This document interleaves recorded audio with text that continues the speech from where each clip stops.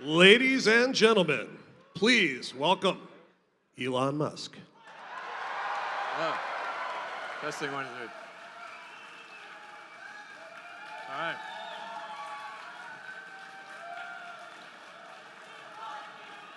All right.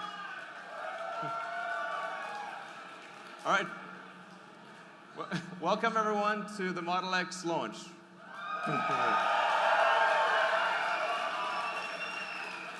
So, thank you all for coming.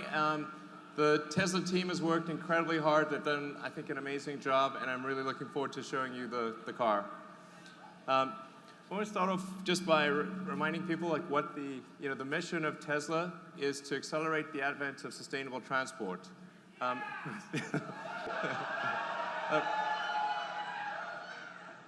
I think you guys know, it's incredibly important that we move to a sustainable world sooner rather than later. The sooner we do it, the better it is. And and it's important to show that that any type of car can go electric. We showed that you could make a compelling sports car with the Roadster, and that could go electric. And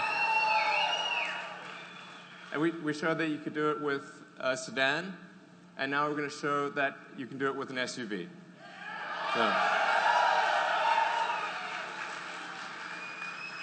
So we're going to start off with what's actually most important for a car, which is safety.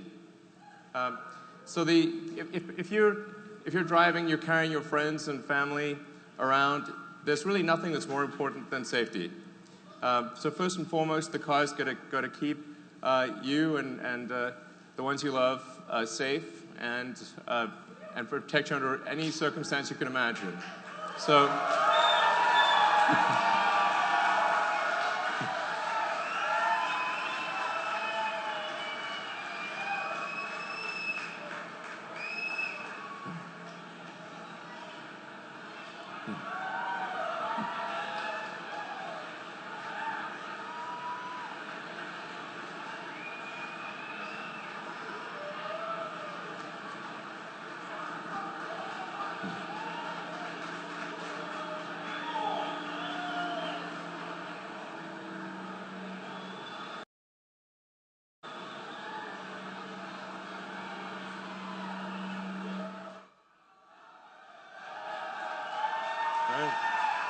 Thank you.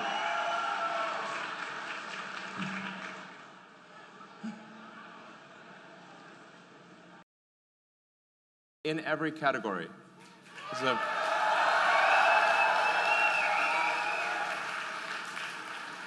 and I thought I'd just explain what does 5 stars mean, because 5 stars is not technically a statistical number. It's sort of a rough reference point. And what it actually means is it describes the probability of a serious injury in a high-speed accident. So you start off with sort of 2-star, 3-star, 4-star, 5-star, and they go down in 5% increments. So a 4-star would be a 15% probability of injury in a high-speed accident. 5-star would be 10%. Hypothetically, if there was a 6th star, it would be at 5%. And we've been able to get with the Model X an expected rating of about 6.5%. So.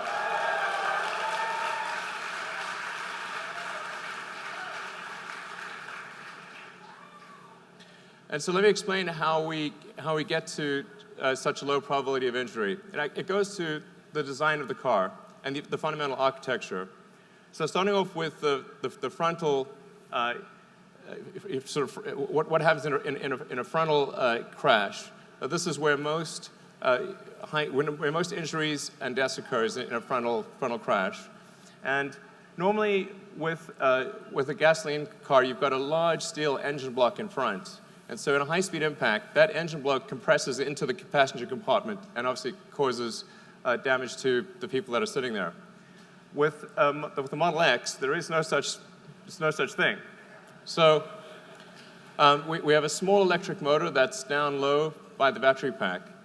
And the net effect is that you've got a much larger distance for the crumple zone. So it's really taking impact energy is about force over distance, and if you've got a longer distance, you can actually distribute that force over that longer distance and have a better deceleration and not impact the cabin. So in the case of the frontal zone, you've got something that's the equivalent of, like, if you were to jump out of a tall building into a pool, it's the difference between jumping into a pool or a pool with a rock in it. So you don't want the pool with the rock in it. So then going on to a side impact, the Model S and the Model X are about half of the next best in the SUV class. So the X is so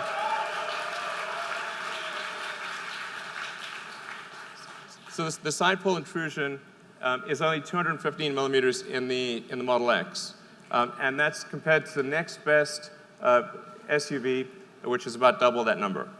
And let's see what that looks like in pictures. So this is what it looks like with a side. This is the actual side pole test for the Model X compared to the next best SUV in the world. Yeah.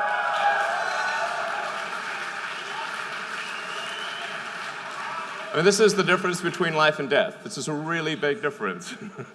So, and then now let's look at the rollover numbers. So the Model X, because it has a low center of mass with the battery pack and the floor pan, has half the rollover propensity of any SUV or minivan. So the probability of a rollover injury is substantially reduced. And you can see this in the architecture. We start with the pack, and that pack provides a stiffening member for the whole car. It provides a very strong foundation for the whole car, lowering the center of mass, and serving as a load transfer medium to the rest of the vehicle. So whereas a gasoline car really just has thin corrugated sheet metal at the base and can't transfer the load in a side impact. So we'll just show you the rest of the car building up. You see the motors and the chassis. It gives you a sense for the core architecture of the car. Now, of course, the best protection is not to get into an accident at all. So the Model X comes standard with active safety, which includes automatic emergency braking and side collision avoidance. So the car will actually use the camera and the radar to automatically brake before there's an accident, and it will use the ultrasonic sensors around the side of the car to steer you away from a side collision. And these are active all the time, and it's just a standard feature in the car.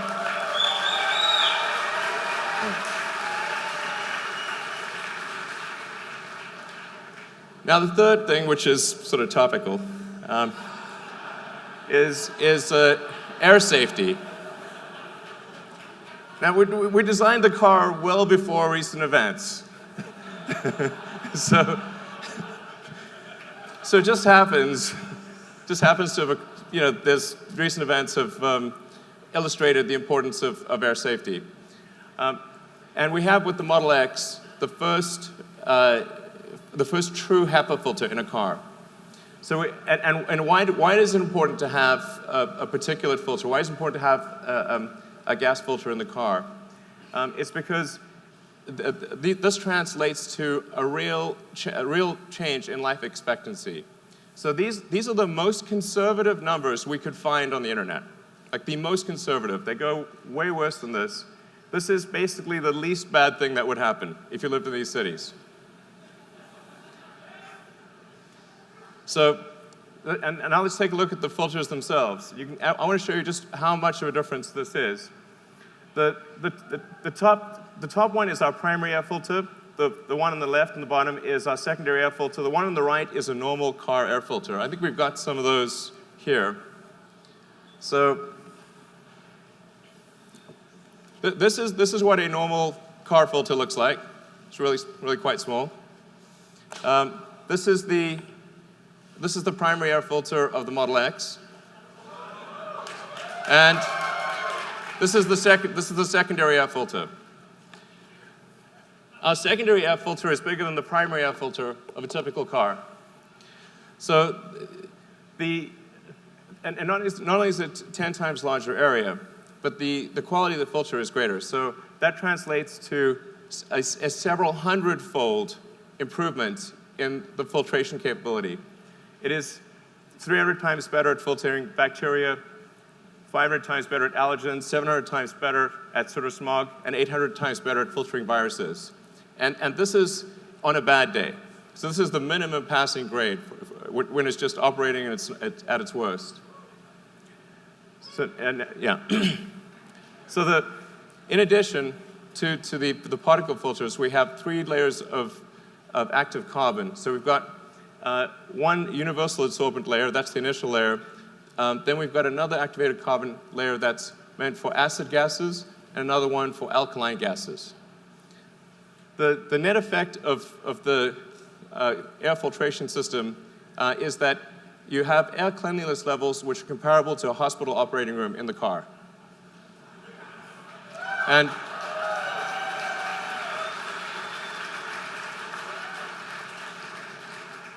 in fact, when the car is operating at its at maximum capability, so if you sort of press max capability in the car, we can't even detect any viruses or bacteria or spores. So it's like 0 come through.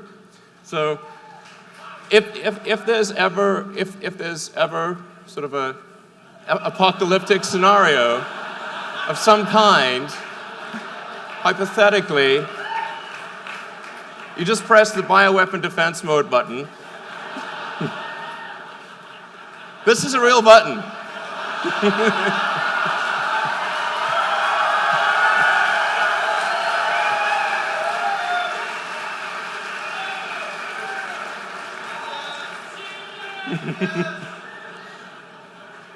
So what,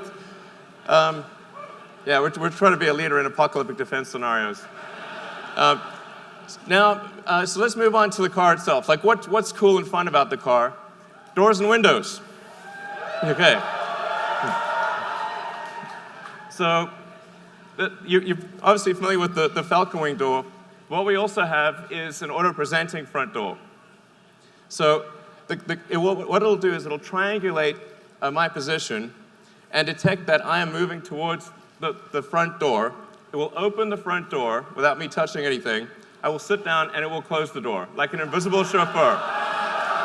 Yeah.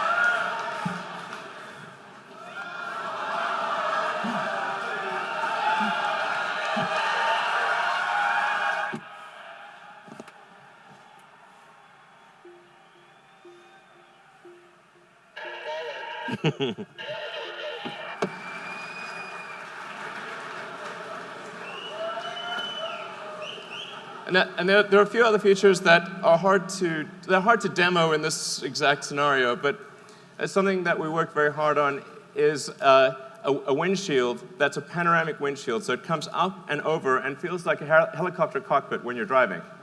So it gives you unbelievable visibility. And it's transformative in the driving experience. So you really, when you do the test drives later tonight, you'll see what I mean. It's really makes a difference. And then in addition to that, we also have it's a small feature, but an important one, is the ability to blind holster your phone. So this is like one of those things where it's small, but it's important.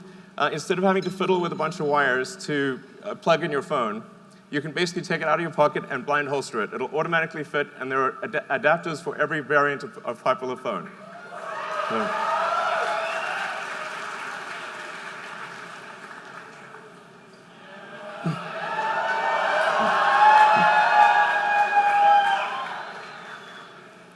So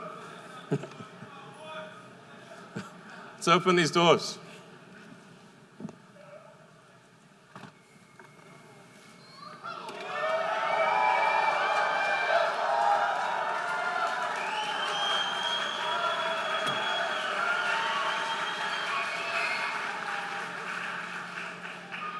So the reason we created these doors was originally we were trying to solve a problem, which is how do you access the third row if you have child seats in the second row?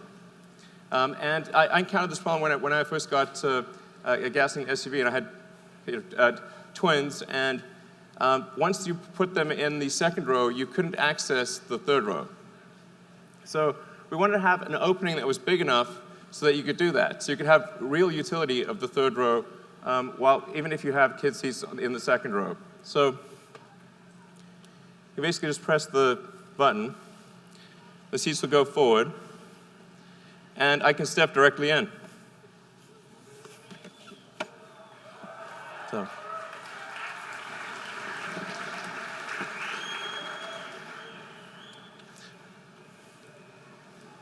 It's also important that if you have, say, a child seat here, that instead of having to cantilever your kid out in front and sort of put them basically into a small hole, you can actually just stand right here. You can actually step into the car if you want, and you can just put your child down in the child seat. It makes a huge difference in terms of back strain and comfort. So those are the two functional reasons, and then it also looks cool. So, yeah. So that's the Falcon Wing doors, and now obviously a question with the doors is, so how do they fit in tight spaces? Well, we'll show you. Let's bring out the cars.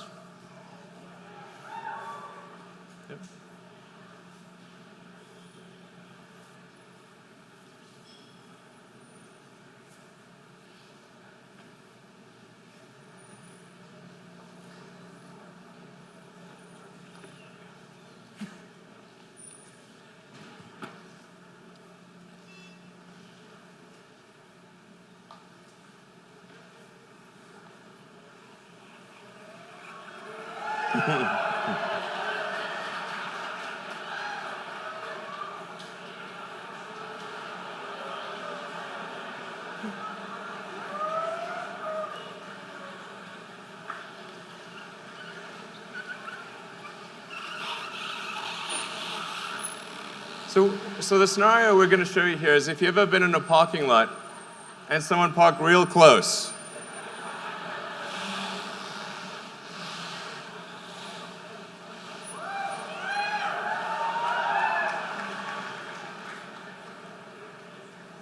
So I don't know if you can see well here, but there's only about a few inches separating the side mirrors on each side of the car.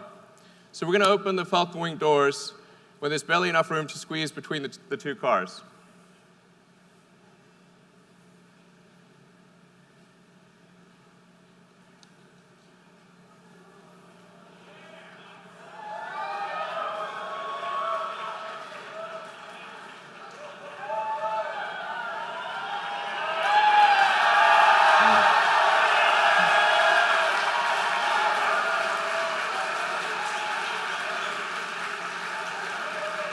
So the reason it's able to do that is because, unlike a traditional gull-wing door, which is only actuated on a single hinge, the Model X Falcon Wing doors are actuated on two hinges. So it's able to move up and over instead of simply moving out in a broad arc. And moreover, if you compare it to, say, a minivan door, let's open the minivan door here. You can see that when the minivan door opens, I can't even get through that space. So let's close the minivan door. Now the Falcon Wing door is open.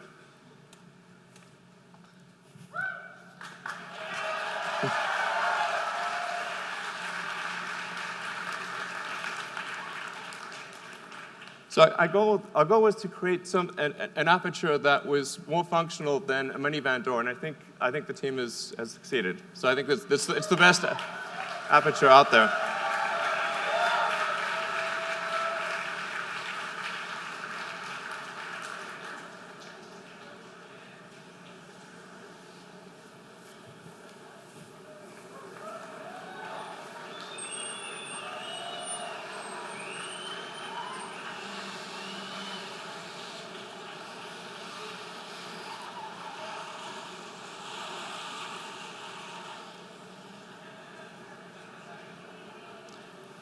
And just to illustrate what it's like in a garage. So you saw what it's like if it's tight from a side standpoint. Well, what if you have a low garage? That's one of the most common questions I get about the Model X. The car actually automatically senses what the roof height is. So there are ultrasonic sensors in the roof of the car that calculate the roof height and automatically compute a new opening arc depending upon what the height of the ceiling is and what the side obstacles are.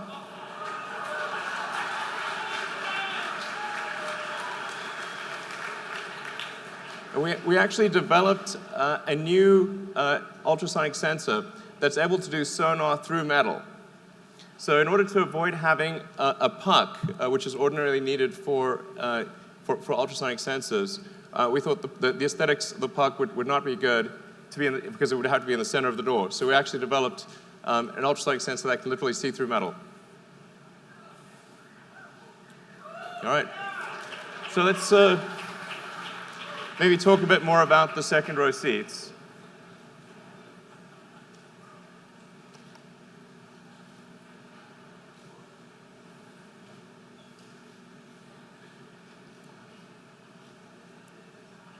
So normally second row seats in a car don't get a lot of love. So let's show you what second row seats typically look like in a car. So that's sort of what second row seats normally look like. But particularly when you open something and it's silhouetted, as it does with the Falcon Wing door, it tends to create a halo around the seat. So we put a lot of effort into creating a beautiful seat. And not only is the seat, I think, probably the best looking second seat, if that's a superlative, ever, but it actually provides more functionality because you have a flat floor and you can stow if something. So if you've got a backpack or a laptop or a handbag, you can stow that under the seat instead of having it at your feet. So it actually provides utility as well as aesthetics. All right. And speaking of utility, let's see what the Model X can really carry.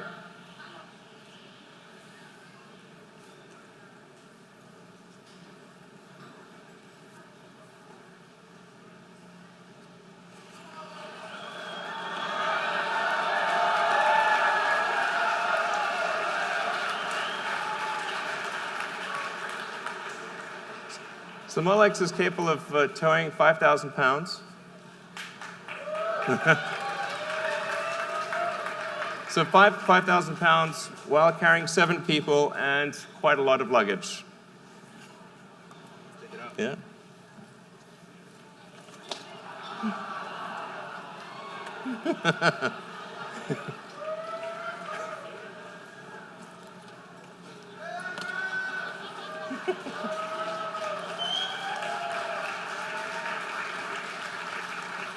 And of course, let's not forget about the Frunk. Where's the stroller? Yes, we need the stroller.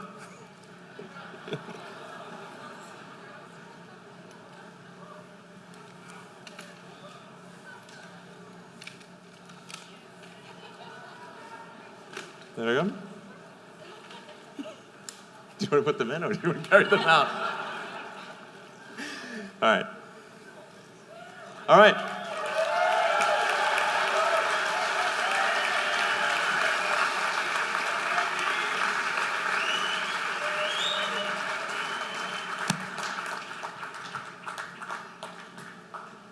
All right, so there you have it. Model X carrying seven people, a 5,000 pound trailer, and I lost count of how many bags, and a stroller.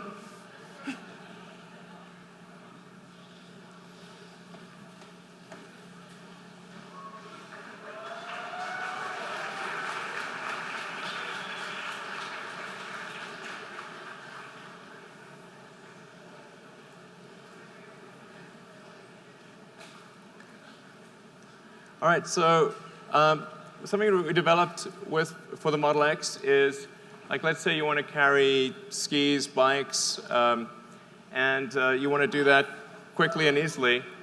We made an accessories hitch that can be put on by a kid in approximately 10 seconds. Thank you. I think that was more like 5 seconds. So the accessories hitch can carry up to 4 bikes or up to 6 sets of skis. And you can close the trunk and have full functionality with the rest of the car.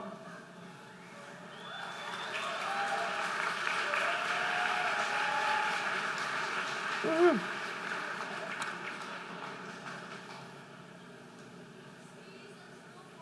Skis and snowboards, indeed. And then the final element, of course, is performance. Even the standard version of the Model X has quite high performance. So it's got the standard version, 90D's, got 257-mile range, all-wheel drive, of course, and it gets to 60 miles an hour in 4.8 seconds. And then the P90D Ludicrous mode. I mean, this goes so fast it's wrong. So do 0 to 60. This is an SUV, and it'll do 0 to 60 in 3.2 seconds.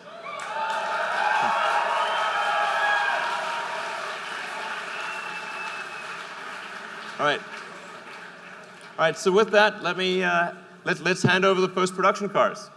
All right.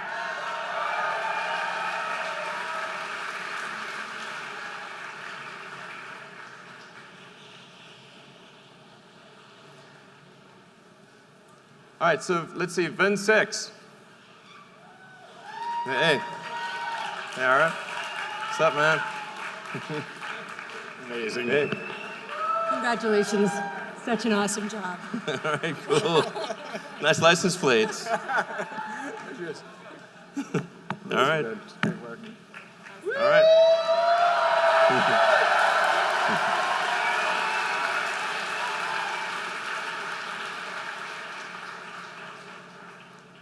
All right, it's VIN 5.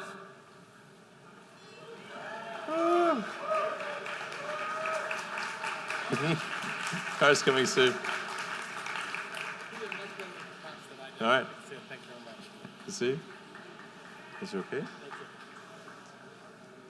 Hopefully the call will be sick here soon.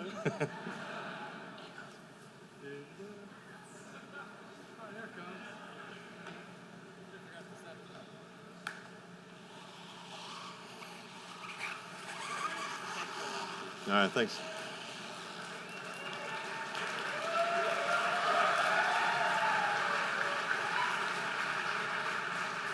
All right, and VIN 4.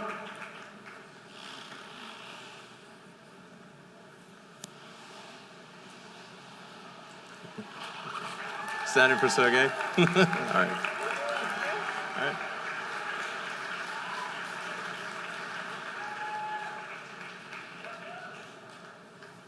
Oh, hang on, let's see. VIN 3.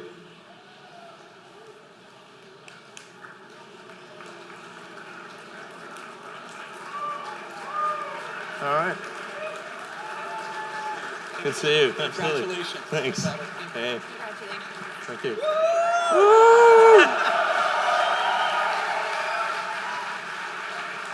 All right, and VIN 2.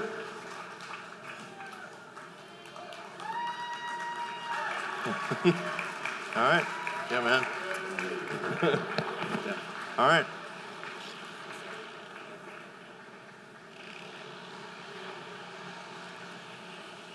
And then, let's see.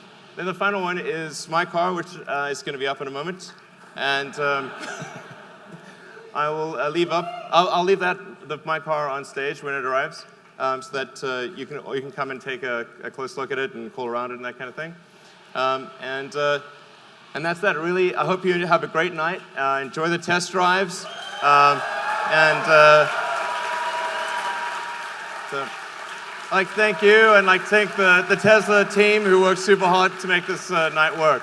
All right, thanks. Have a good night.